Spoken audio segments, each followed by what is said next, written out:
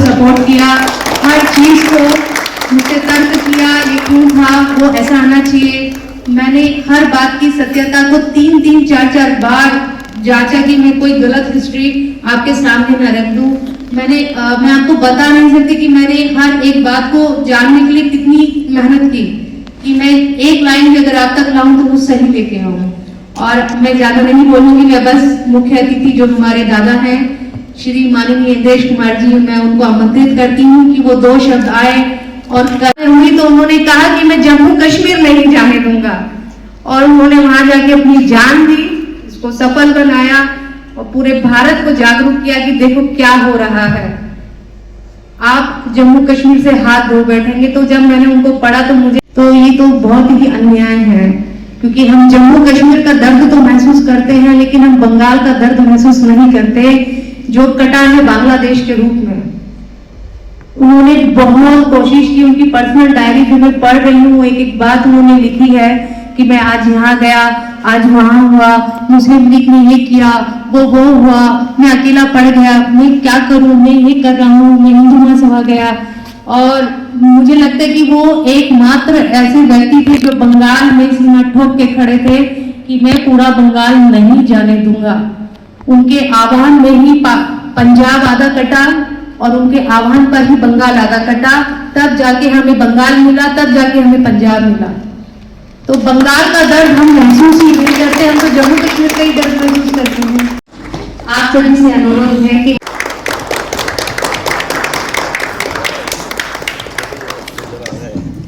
जा सकते हैं बाजार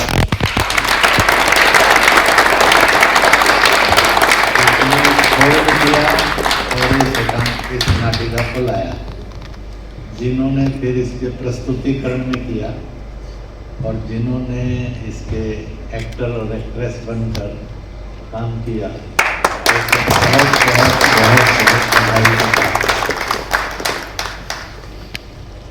मैं जम्मू कश्मीर के आतंकवाद के दौर में जम्मू कश्मीर रहा, सन 1983 से 2000।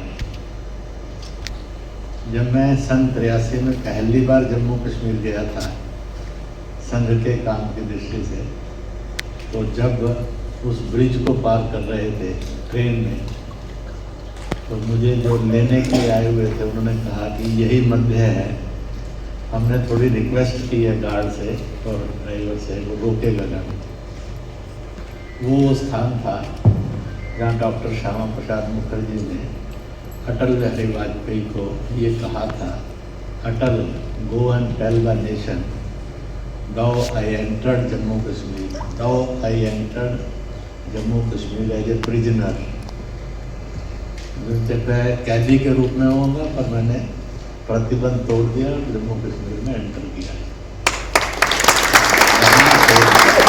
अटल जी वापस कर दिए गए थे, बाकी 2 लोग उनके साथ गए थे। तो हमने सुना था पर जिंदगी में पहली बार देखा था। आज फिर से सजीव जी रहे थे, जैसे जैसे एकांकी चल रही थी, नाटिका बढ़ रही है।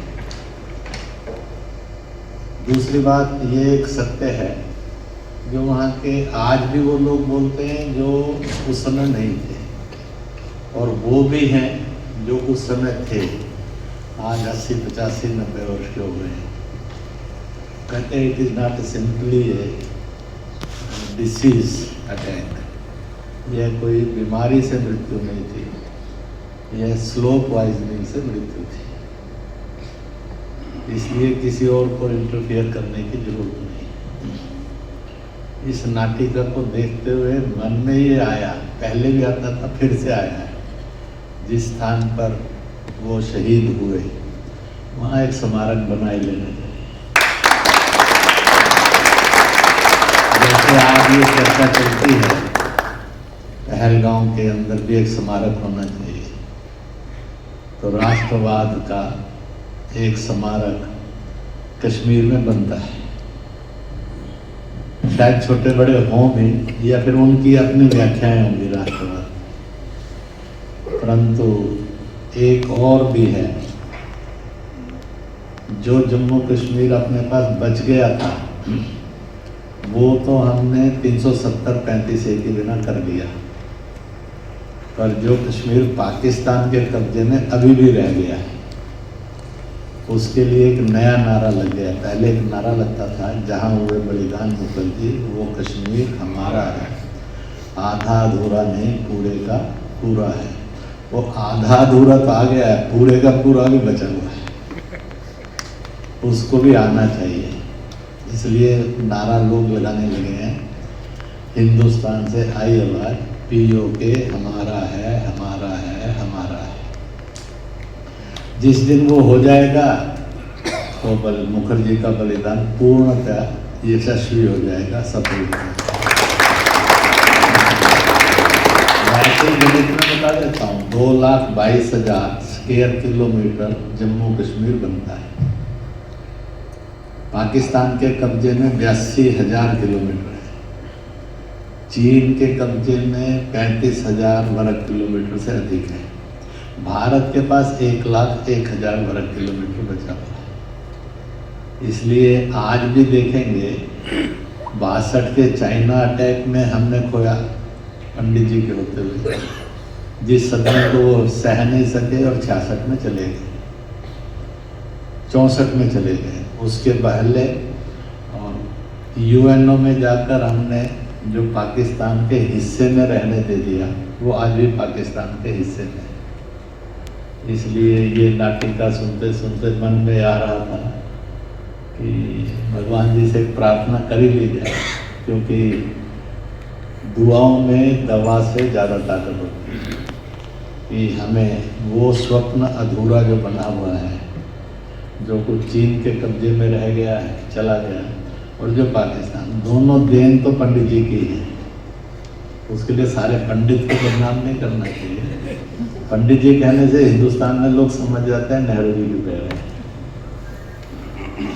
तो जो भी किरदार दिखाए गए और उनके जो शब्द रचना थी, उसके लिए भी ज्योति को और जिसने किरदार खिलाए उनको दोनों को बहुत बहुत बधाई। और सब जो इसमें जिन्होंने शोभा बढ़ाई और इसको खेला, मैं ये कह सकता हूँ कि मैं सोचता रहा था बैठे बैठे, जैसे जैसे जिसका 4-5 बार होगा तो नंबरिंग करूँगा कि 100 में से कितने।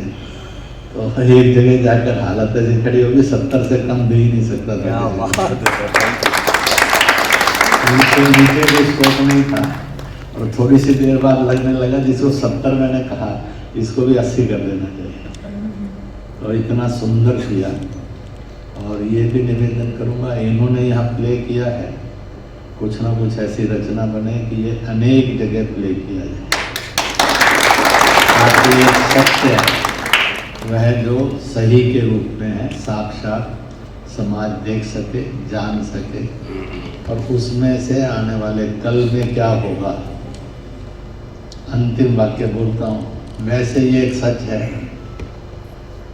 पाकिस्तान जन्मा देश है। मैंने 1986 में इस बात को कहा था, जो जन्मता है वो मरता है, जो जन्मता नहीं वो मरता नहीं। पाकिस्तान की जन्म तिथि है 14 अगस्त 1947 अर्धरात्रि 12 बजे। बांग्लादेश की भी जन्म तिथि है और 16 दिसंबर सायंकाल 1971 और सायंकाल 5 बजे के लगभग, जब एग्रीमेंट साइन हुआ था भारत की सेना, पाकिस्तान की सेना और बांग्लादेश की सेना के बीच, तो एग्रीमेंट, तो दोनों की जन्म तिथि है। हिंदुस्तान की अभी तक जन्म तिथि नहीं है। अगर ये हिंदुस्तान में मिल जाए तो आजन्मे हो जाएंगे, और अगर हिंदुस्तान में नहीं मिलते हैं तो जन्मे देश रहेंगे। तो जन्मे देश हैं तो मृत्यु का योग भी भगवान को लिखना पड़ता है, और इसलिए ये फैसला उनको करना, हमें नहीं करना। तो आगे क्या फैसला होगा, पर दुनिया के नियमों के अनुसार हर जन्मने वाली चीज मृत्यु को प्राप्त करती है। पाकिस्तान बांग्लादेश जन्मे देश हो गए, इसलिए पता तभी लगता है जब जन्म हो जाए तो कहता है ये इसका जन्मदिन है, जब मर जाए तो बाद में कहते हैं भाई अब इसकी डेथ डेट आ गई। कौन सी होगी, शायद पूरे विश्व की मानवता के लिए वो सबसे सुंदर समय होगा, सबसे अच्छा समय होगा, जब अत्याचार, अन्याय, खून खराब होने से लाशों के बीच में से जन्मे देश जाएंगे और मानवता के रूप में जन्मे देश विकसाएंगे। वह मुझे लगता है कि सबसे बड़ा गिफ्ट होगा टू द मैनकाइंडनेस, मानवता को और मानव जाति को। इस प्रार्थना के साथ, इस अपेक्षा के साथ केवल पीछे पीछे शब्द दोहराना, शब्द मैं बोलूँगा, आपने बुलंद आवाज में दोहराना है उसको। मैं प्रभु से प्रार्थना करता हूँ, सिंध, लाहौर, कश्मीर, ढाका, मानसरोवर हमारा था, फिर से हमारा हो। भारत माता की जय।